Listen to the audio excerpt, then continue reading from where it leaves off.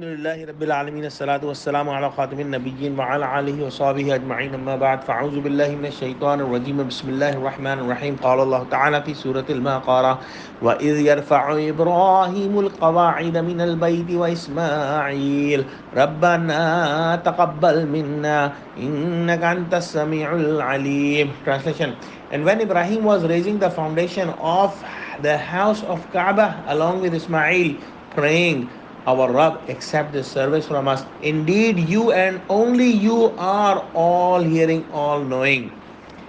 In the books of Tafsir, it is mentioned that Kaaba was first built by angels and then by Adam alayhi salam, and then with the passage of time and during the time of Nuh alayhi salam, Kaaba was destroyed by the flood and the external building disappeared. Allah subhanahu wa ta'ala ordered Ibrahim alayhi salam and Ismail alayhi salam to rebuild the Kaaba. Allah subhanahu wa ta'ala mentioned the exact location where the Kaaba was to be rebuilt. When we see the Kaaba today, there is an area of Kaaba called Hatim. And that area has the walls of the height of about an average human being, and this area does not have any roof. This area of Hatim was included in the original Kaaba, but Kaaba was also rebuilt during the time of Prophet Muhammad sallallahu alaihi wasallam, and it was rebuilt about 5 years before the first Wahi. And the people of Mecca did not have enough funds to complete the walls and make a roof over the area of Hatim, so they left it as it is. And it is called the area of Hatim, where we can actually go in and pray.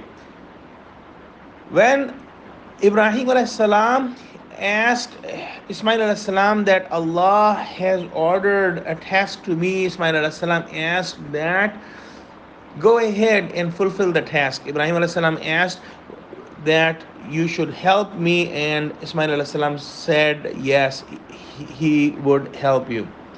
Ibrahim alayhi salam asked that Allah subhanahu wa ta'ala, Ibrahim alayhi salam said that Allah subhanahu wa ta'ala has ordered me to make a house there, and they both started to build the Kaaba.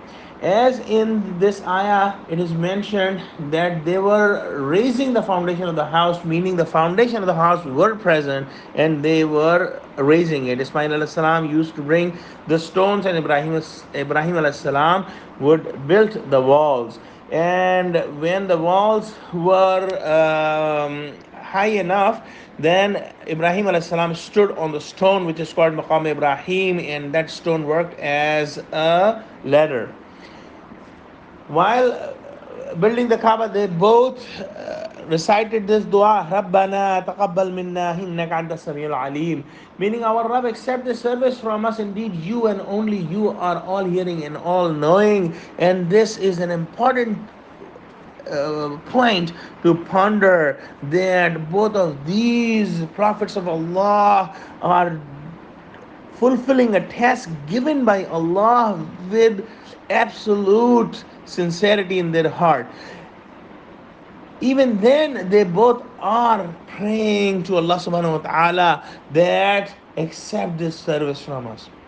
So this gives us a message that whenever we are doing any good deed, we must feel the same way, that we have to be as sincere as possible in our hearts, and we should be reciting this dua, and we should have the same condition of the heart, because the shaitan can put a waswasa, a thought in the hearts that may make us arrogant, or that may make us feel that we are doing a good job. If Allah does not accept, no job is a good job. So we must keep ourselves humble, and we should have full sincerity in our hearts while doing a good job. Oh Allah, accept this dua in our favor. Ameen. Wa akhiru dawana alhamdulillahi rabbil alameen. Assalamu alaikum wa rahmatullahi wa barakatuhu.